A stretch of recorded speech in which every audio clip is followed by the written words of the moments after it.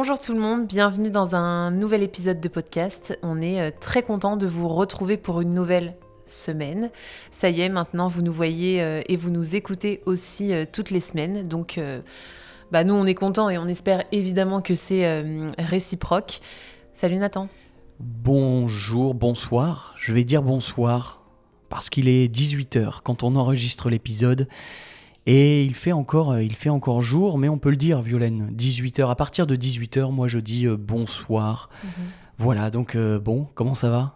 Écoute, ça va très très bien, d'autant plus qu'on est passé à l'heure d'été. Là, il y a quelques jours, quelques semaines, donc c'est bon, là c'est le début du bonheur, ou en tout cas de la nuit qui tombe tard. Très tard. Mais écoute, ça va, là je rentre de 2 heures de conduite. Avec l'auto-école, avec mon prof, mon mono d'auto-école. Ton moniteur. Ouais. Et donc, est-ce que ça se passe bien ? Écoute, ça se passe bien, je l'adore. J'ose espérer qu'il va me débloquer un peu, tu vois, avec la conduite, parce que je suis quand même un peu stressée, on peut le dire. Ah ouais, t'es bloqué, t'es stressé quand tu conduis ? Ouais. Qu'est-ce qui te gêne ? Qu'est-ce qui te dérange ? Qu'est-ce qui te bloque ? Tout. Okay. Les gens, la vitesse, les piétons, le fait de ne pas voir un cycliste ou un piéton, enfin bref, tout en fait. Ouais, surtout en centre-ville ou dans une grande ville comme Marseille où tu apprends à conduire. C'est vrai que c'est pas facile, mais c'est une bonne école de conduite, une bonne école de la vie aussi, Marseille. Selon mon prof, c'est la meilleure ville pour apprendre à conduire et ensuite conduire dans le monde entier. Ouais, voilà. Je suis assez d'accord. Moi qui conduis à Marseille, c'est vrai que tu le sais, c'est pas facile tous les jours. Mais si tu sais conduire ici, c'est vrai que tu sais, je pense, conduire partout. Mais je ne sais pas en fait parce qu'on n'a pas visité le monde entier. Il y a peut-être des villes qui sont encore plus compliquées pour conduire. Mais bon, ça je sais pas. Donc tu apprends à conduire, ça c'est cool. T'as fait combien d'heures ? Là, c'est ma 6e heure avec ce prof. J'avais déjà appris à conduire il y a 1 an et demi en boîte manuelle, donc avec quand on passe les vitesses. Ouais.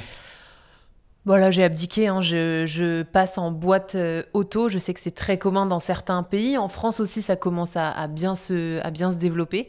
Donc, Je savais même pas qu'on pouvait, tu vois, apprendre à conduire sur une boîte automatique. Toi, à ton époque, non. Non, à mon époque. Enfin, non, mais écoute, toi, moi, je passe le permis tard et toi, tu passes le permis... t'as passé le permis quand t'avais 18 ans. Ouais, quand j'avais 20 ans. J'ai appris Ok. à Bordeaux il y a plus de 10 ans, mais il n'en était même pas question de pouvoir ou pas passer le permis sur une boîte automatique. Donc c'était manuel, mais j'adore conduire, donc ça me pose pas de problème. Bref, petite intro assez longue. Tout ça pour vous dire qu'on va parler on en a profité, on s'est dit tiens Violaine, tu passes le permis, on va parler un peu de ça, mais plutôt on va se concentrer et parler d'un truc un peu particulier qu'on relève, qu'on constate, que toi peut-être tu as aussi constaté là aujourd'hui quand tu as conduit. Non, je dois te dire que non, parce que vous savez, en France, ça doit être partout pareil, quand on conduit avec l'auto-école, on a la voiture et on a une petite pancarte sur la voiture avec écrit auto-école. Je sens bien que les gens se calment avec moi et qui me klaxonnent pas à fond et tout parce qu'ils voient que j'apprends. Je suis novice. Bon, en tout cas, on va parler d'un phénomène. En français, on va parler peut-être de colère au volant, colère en voiture, de rage aussi. La rage, les gens qui sont très très très en colère quand ils conduisent.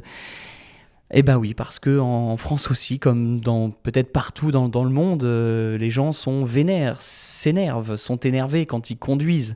Et on le constate tous les jours. Et puis on en fait partie, j'en fais partie. On va en parler peut-être. Mais en tout cas, on va parler de ça, de cette colère au volant, comme on dit. Parce que, vous savez, ce qui permet de tourner à droite ou à gauche, c'est un volant.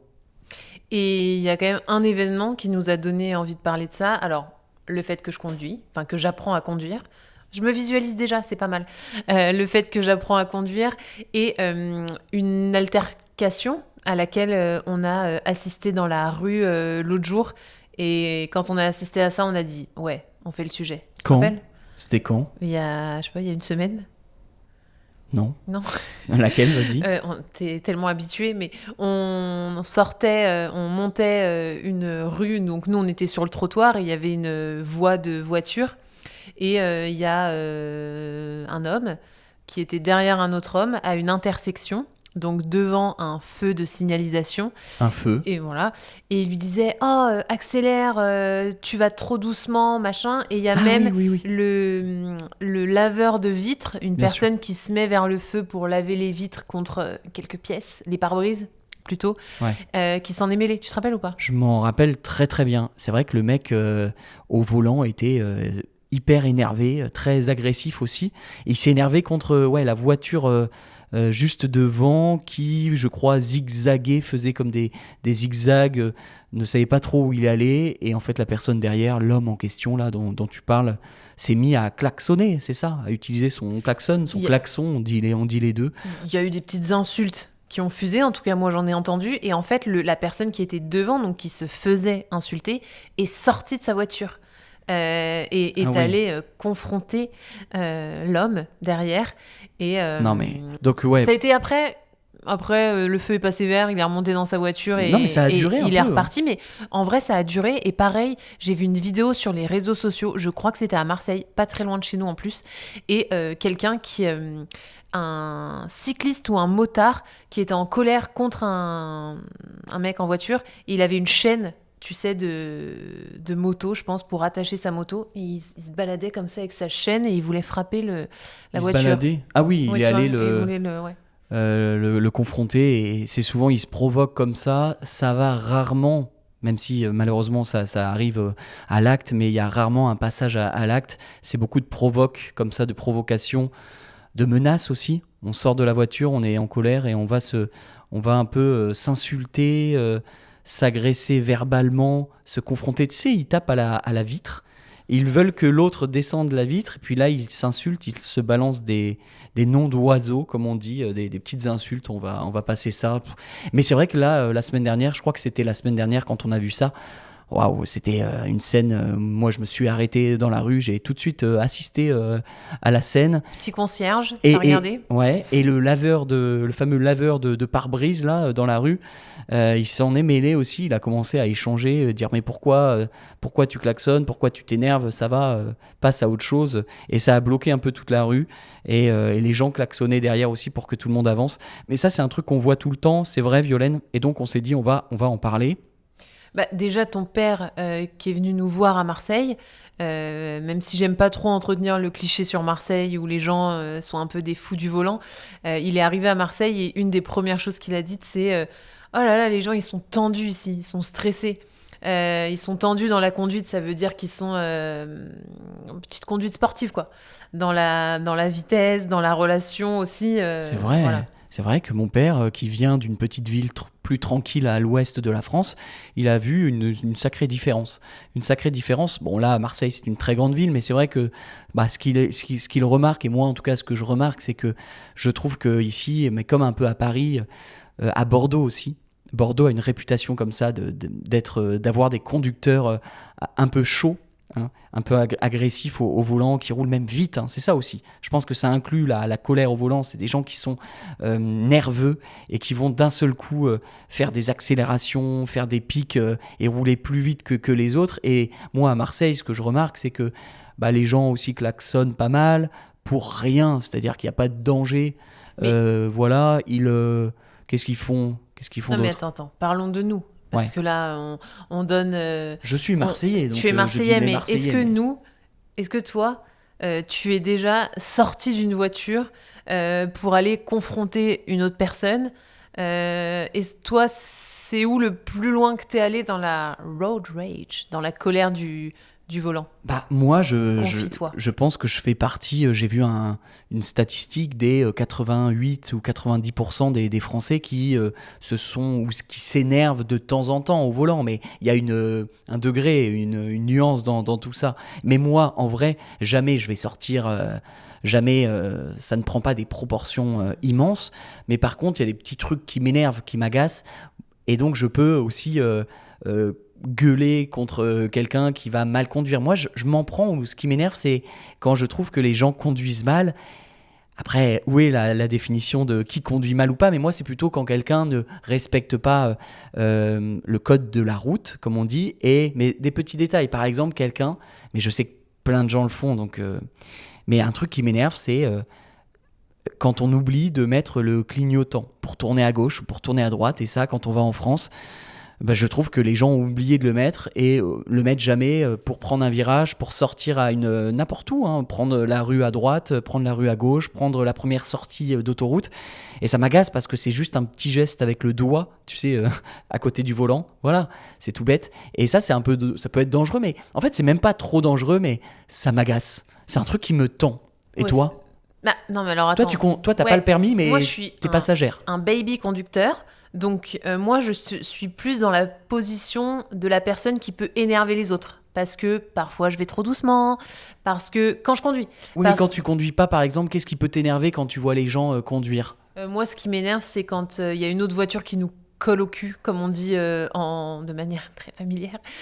Donc, une voiture qui nous colle, tu sais, pour nous foutre la pression pour que tu accélères, par exemple. Là, ça peut m'énerver et je peux un peu partir, tu vois. Je peux un peu... mais jamais dans la confrontation directe. Mais je peux faire une petite insulte, un petit geste, et puis voilà. Et il y a un truc aussi qui m'agace, qui m'énerve, c'est je comprends pas les gens qui klaxonnent tout le temps dans le centre-ville. Parce que moi, j'habite à Marseille, dans le centre-ville, et en fait, il y a beaucoup de voitures, il y a des gens qui y habitent, il y a des résidents, il y a des gens qui dorment, et les gens qui vont klaxonner à 7h du matin, à 6h30 du matin, alors qu'il n'y a pas de danger, parce que le klaxon, en France en tout cas, dans le code de la route, tu le sais, on doit l'utiliser uniquement s'il y a un danger, je crois. Donc si c'est juste parce qu'il y a quelqu'un qui n'avance pas devant toi, parce que le feu vient de passer au vert et qu'il est un peu lent, ça va, t'as pas besoin de klaxonner, ça fait un bruit pas possible. Moi, je trouve ça insupportable. Moi, c'est excessif. Ouais, comme toujours. Mais bon, j'ai l'impression de conduire, tu vois, je m'énerve. Mais moi, la seule fois où je me suis engueulée avec quelqu'un, c'était avec ça, c'est un vrai sujet. C'était avec... Moi, j'étais à vélo à Lyon. J'avais pris un vélo de la ville en libre service. Et j'étais sur une piste cyclable. Et je sais plus ce qui s'était passé. Je vous jure, je crois que je n'étais pas en tort. Et là, j'ai cru que le mec allait sortir de sa voiture et genre me taper, tu vois. Et donc, je suis partie comme ça, je suis partie. Et lui, en fait, pour lui, le feu était rouge, donc il pouvait pas me courser. Et après, je me rappelle encore, j'étais sur les quais à Lyon, donc au bord de la Saône ou du Rhône, je sais plus. Il y a les deux fleuves qui passent, donc l'un des deux. L'un des deux, et je me rappelle, j'ai tourné dans une toute petite rue tellement ça m'avait fait peur, mais c'est vrai que c'est un vrai sujet, ça, le côté les voitures qui se vénèrent, qui s'énervent contre les vélos, ça c'est un gros truc en France, non ? Oui, et c'est pour ça qu'on en parle, c'est qu'en fait, il y a de plus en plus de gens qui s'énervent, qui passent à l'acte dans le sens où ils vont vraiment être agressifs et agresser l'autre, tabasser, frapper, taper, voire même tuer, parce que là il y a eu un cas, je me souviens, c'était il y a je crois plus d'1 an maintenant, c'était à Paris. Et on en a beaucoup parlé parce qu'il y a une vraie tension entre les vélos notamment. C'est souvent ça, les piétons, les vélos et les voitures, les grosses voitures, les SUV. Et il y a eu un cas horrible d'un jeune, tu te souviens, Violaine, qui s'est fait rouler dessus alors qu'il était à vélo. Il s'est fait rouler dessus par un mec complètement fou et qui l'a écrasé en plein centre de Paris, je sais plus où c'était. Hein. Ouais, il est mort, il l'a écrasé, un jeune qui était à vélo. Pourquoi ? Parce qu'ils étaient... je sais plus pourquoi. Je sais plus pourquoi, moi je pensais pas à ça, je pensais à un autre événement, mais pourquoi ? Soit parce que il estimait que le cycliste n'était pas assez serré sur sa voie, enfin de toute façon il n'y a pas de raison légitime, tu vois, mais je crois que c'était vraiment un détail. Bah, c'est toujours un détail, c'était ça. Mais il y a eu un autre truc près de chez toi. Vers Saintes, donc pas très loin de La Rochelle, les détails. C'est un camion... j'ai noté un chauffeur de camion en gros, qui a renversé un cycliste Et ensuite, il l'a passé à tabac. Passé à tabac, ça veut dire qu'il l'a frappé. Le cycliste n'est pas mort, mais en fait, il a fait ça juste parce qu'il estimait que le cycliste n'était pas assez serré sur sa voie, tu vois, et que du coup, le camion, il pouvait pas le doubler. Donc, voilà. Ça arrive. J'ai envie de vous dire, calmez-vous. Je veux dire, Ouais. c'est pas non plus dramatique de pas pouvoir doubler tout de suite un vélo. Mais, Non, mais le mec, par contre, à Paris, c'est un vrai phénomène, hein, Bien parce qu'il sûr. a été écrasé, parce que c'est un vélo. Et en fait, ça reflète ou ça symbolise la colère et le conflit qu'il existe, en fait, depuis quelques années tu vois, entre les vélos et les voitures. Et donc, ce pauvre jeune homme qui s'est fait écraser parce qu'il était. Je crois que c'était l'homme qui était mal garé en voiture et qui s'est mis sur la piste cyclable, tu vois. Donc vraiment, il l'a écrasé, il lui a roulé dessus. L'homme, le conducteur, il vient d'être mis en examen pour meurtre. Donc vraiment, la justice, pour le moment, il n'y a pas de condamnation, mais on considère que peut-être il l'a volontairement tué. Et bah, quand tu roules sur quelqu'un, que c'est pour le tuer. Enfin, tu vois, c'est pas juste pour le menacer ou pour lui faire peur. Donc ça, je trouve ça flippant. Et c'est vrai que les gens sont... C'est ça ce que je veux dire, Violaine, c'est que, en fait, souvent, la colère, les petits conflits comme ça, c'est entre les conducteurs, les gens en voiture et les vélos, les piétons aussi, les trottinettes maintenant. Il y a beaucoup de tension, en fait. C'est aussi avec Ouais, tout et puis ça. c'est vrai on aime les cyclistes presque, on aime les détester, tu vois, dans les grandes villes. Quand t'es conducteur, Enfin, et moi, inversement. moi non, mais par exemple, il y a un podcast que j'écoute où c'est des filles, des copines, tu vois, qui se racontent leur vie, et genre le running gag, la blague qu'elles se font à chaque fois, c'est qu'elles sont énervées contre les cyclistes, alors qu'elles sont piétonnes, tu vois. Et pareil, je pense à des vidéos qui ont fait le tour des réseaux sociaux en France, mais peut-être même ailleurs, dans d'autres pays francophones, où c'est pas vraiment un humoriste, mais c'est un humoriste qui Mhm. se met dans la peau d'un cycliste et qui insulte tout le monde dès qu'il le laisse pas passer. Tu sais, ça a fait le tour des réseaux, ça. Ah oui, bien sûr. Ça a fait Oui, des millions de c'est vues. vrai. Il est cycliste et il râle parce que, bah ouais, c'est à Paris. Mm. C'est parce que la piste cyclable, il y a des voitures qui se garent mal, des camions qui la traversent sans regarder. Et donc, ouais, ça a fait rire parce qu'il y a des gens qui se filment en train de faire du vélo pour ensuite démontrer que les conducteurs ne respectent pas la loi ou le code de la route. Mais honnêtement, moi, je vais te donner mon avis, mais moi, je conduis, mais je fais aussi du vélo. Je suis piéton. Je fais pas de trottinette, mais je fais les trois autres. Et en fait, tout le monde enfreint la loi. Personne ne respecte vraiment. Oui. Il y a plein de voitures qui font n'importe quoi, évidemment, tout le temps, tous les jours. Je le vois et ça m'agace. Mais je vois aussi plein de vélos qui vont, par exemple, tous les vélos ne vont jamais respecter, alors que c'est le même Le code de feu. la route, le feu rouge, ils vont le passer, alors qu'il y a des piétons qui marchent, ils vont les slalomer, passer en travers. C'est agaçant. Et voilà. Et donc, moi, des fois, je m'énerve contre les vélos quand je suis en voiture, mais quand je suis à vélo, je m'énerve contre les voitures. Enfin, Bah, c'est. moi, ma spécialité, c'est quand le cycliste passe au rouge, alors que moi, j'attends au passage piéton. Je lui crie dessus, je fais c'est vert, hein, en fait, pour moi. Donc, c'est rouge pour toi. Ouais. Très courageuse. Mais, Mais non, mais il non, y a mais plein de gens je pense qu'il y a plein de gens, même à vélo, qui ne savent même pas qu'ils doivent respecter. Ils te regardent, ils ne disent rien, ils savent même pas qu'ils doivent respecter le code de la route, tu vois. Mais après, c'est vrai que nous, là, on parle pour nous avec nos standards français, mais on a habité et toi, t'as conduit dans d'autres pays. Est-ce Oui. que tu penses que, je te pose les questions à toi parce que moi, j'ai pas trop la réponse comme j'ai pas conduit, mais est-ce que, par exemple, dans d'autres pays où on a été, il y avait plus de colère au volant? Tu vois, par exemple, quand on était en Espagne, j'ai l'impression que c'était un peu plus tranquille. Ah ouais. Après, Plus zen, c'est plus vrai que zen. les villes sont un peu designées ou en tout cas pensées pour les voitures. Mais il y a eu la Roumanie aussi. Ah bah la Alors, Roumanie, par contre, vous êtes piéton, vous êtes le roi, hein. C'est-à-dire que en Roumanie, quand moi je traversais au passage piéton et qu'il n'y avait pas de feu et qu'il y avait des voitures qui arrivaient, toutes les voitures pilaient, donc s'arrêtaient brusquement, parce que je crois que si elles ne le faisaient pas, je pouvais genre les prendre en photo et les dénoncer. c'est ce qu'on m'avait dit, C'est c'est ça, hein, que c'est une légende je peut-être. sais pas, si vous êtes roumain, si vous connaissez la Roumanie, vous pouvez nous le confirmer ou pas, mais on m'avait dit ça.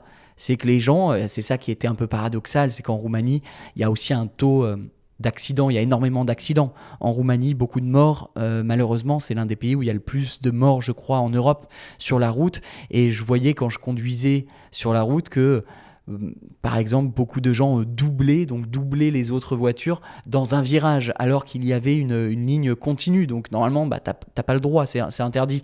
Mais par contre, tu l'as dit, si tu traverses à pied, tout le monde te laissait passer. Ici, c'est pas comme ça en France. Et en Colombie, je me rappelle par contre de la Colombie où on a vécu. Là, c'était totalement l'inverse. Quand le piéton, tu sais, quand on traversait à pied, certains passages piétons, t'avais notamment je me rappelle les voitures, les taxis qui essayaient, quand on traversait le passage piéton, tu vois, qui essayaient de passer devant nous pour vite nous devancer. Pour passer devant, pour pas perdre de temps et pour pas s'arrêter. Donc c'est trop drôle parce que chaque pays a sa propre... Ouais, mais on n'a pas eu trop de conflits, de confrontations directes en mode rage, tu vois. Non, mais bon, France, parce qu'on vit aussi en France, tous les jours on peut conduire. Et puis moi, je conduisais pas en Roumanie et en Colombie. Donc ça, je sais pas, c'est intéressant. Peut-être dites-nous, vous aussi dans vos pays, comment on conduit, comment ça se passe, est-ce qu'on s'énerve. Je crois que ce phénomène, en anglais, on utilise énormément ce terme, ça vient aussi des États-Unis. C'est un truc qui s'est aussi développé ces dernières années, je crois, aux États-Unis. Et je sais que dans certains pays, notamment, j'ai l'exemple de la Corée du Sud, mais je sais pas s'il y a d'autres pays, ils ont, tu sais, sur les voitures des dashcams. Ah oui. Tu sais, comment on dit en français ? Des caméras. Des petites caméras. Des petites caméras. Et je sais pas si c'est pas pour prévenir ce genre d'incident, parce que en fait, le devant de ta voiture est toujours filmé. Donc peut-être que c'est pour éviter ce genre d'incident ou pour pacifier un peu les relations, non ? Je crois, mais peut-être que je me trompe, que c'est pour les assurances. Et quand il y a un accident, pour prouver que c'est toi qui as raison et que c'est l'autre qui a tort, tu vois. Mais du coup, t'as peut-être moins envie de faire une dinguerie, d'insulter tout le monde et de te lever et de tabasser la personne devant toi. Non, mais c'est sûr. Après, ici, c'est pas tous les 4 matins, comme on dit, c'est pas tous les jours, on ne tabasse pas. Mais par contre, au quotidien, c'est ces petits moments de tension, ça fait partie aussi du truc. Moi, quand j'étais petit, ma grand-mère au volant, je m'en rappelle, elle habitait à Paris, ma grand-mère, et elle a un gros caractère, toujours, et elle pouvait insulter la personne à côté juste pour un détail. Ça me faisait rire, alors que ma grand-mère n'était pas la meilleure conductrice du monde, c'est sûr. Et tout à l'heure, là, juste avant de rendre la voiture avec mon mono, je le lance un peu sur le sujet, parce que je savais qu'on allait faire cet épisode. Tu lui poses la question. Moi, j'ai un peu peur des gens qui s'énervent contre moi, etc. Et il me dit, bah ouais, mais de toute façon, c'est pas non plus la révélation que je vais vous dire, mais il dit, oui, mais en fait, les gens, quand ils sont dans des voitures, ils ont l'impression qu'ils n'ont pas des humains face à eux. Tu vois, qu'ils ont une machine, qu'ils ont un robot presque. Et il dit, mais en fait, derrière chaque machine, il y a un humain. Et il me disait que lui, évidemment, il s'était déjà emporté. Et il me disait, moi, la seule chose qui me fait redescendre, c'est si c'est une femme ou une personne âgée. Quand on dit redescendre, ça veut dire calmer, quelque chose qui nous calme. Par exemple, on dit, si on agresse quelqu'un, c'est une petite confrontation, qu'une personne se vénère, on peut dire, non mais redescends. Redescends, ça veut dire calme-toi. Et voilà. Mais il m'a dit qu'il s'était déjà embrouillé avec des hommes. Je pense malheureusement, sans vouloir faire une généralité, que c'est un comportement assez masculin. Tu fais bien de le dire et tu peux généraliser. Il y a une étude que j'ai notée là, d'un psychologue américain, justement, qui a dit il y a 3 ou 4 ans que ce sont à 90% des hommes, c'est pas une surprise, mais voilà, on le voit, c'est souvent des hommes qui s'énervent. 90% des hommes qui sont majoritairement âgés entre 25 et 44 ans, donc plutôt des jeunes qui vont se vénérer et s'énerver. Voilà, et cette étude très intéressante, très rapidement, et j'ai trouvé ça super intéressant, elle dit en fait que plus t'es énervé, plus t'es susceptible comme ça d'avoir un comportement déviant, comme on dit, moins tu as de réflexes au volant. C'est-à-dire plus tu es plus tu es susceptible de causer un accident. Mais oui. Donc tu as moins de réflexes. Voilà. Ça me surprend pas du tout. C'est la même chose un peu, par exemple, quand moi je panique pendant mon cours, j'ai beaucoup moins de réflexes. En fait, quand tu as un autre sentiment qui vient te prendre le dessus, évidemment que tu es beaucoup moins apte à conduire. Je pense en plus que cette espèce de colère, cette espèce de tension, qui est juste en fait un symptôme de la société, enfin voilà, le fait que tu es dans une voiture, donc tu as l'impression que tu n'es pas direct avec la personne, bien sûr, mais aussi entretenu par tous les clichés sexistes autour du volant. En France, on a une expression, on peut peut-être la dire, hyper sexiste, ne l'utilisez pas, qui est femme au volant, mort au tournant. C'est ringard. C'est même très beauf, mais c'est vrai que c'est culte. Et pour se moquer un peu des gens vulgaires, on la sort. Mais évidemment, si vous dites ça, vous êtes tout de suite catalogué comme quelqu'un de sexiste. Mais je pense qu'il y a des gens qui le pensent, qui disent « Oh là là, encore une meuf » quand ils voient une femme au volant et qu'ils ont l'impression qu'elle n'a pas le comportement adapté. Évidemment. Enfin, et ils ont tort. On conclut ? On conclut. Donc, donnez-nous votre avis. Moi, j'ai envie de savoir, dans votre pays, comment ça se passe. Est-ce que vous mettez en colère quand vous conduisez ? Est-ce que c'est quelque chose de fréquent dans vos pays ? Est-ce que les gens sont tendus au volant ? Voilà, dites-nous. Est-ce que vous êtes un fou du volant ou un as du volant, c'est-à-dire un petit champion, un pilote? Est-ce que vous conduisez très bien ? Voilà, racontez-nous. Et puis pour les gens qui sont sur Patreon, évidemment, on prolonge la conversation. On va encore parler pendant une dizaine de minutes. Donc on se retrouve, écoutez, juste après la musique. Et pour les autres, on se dit à la semaine prochaine.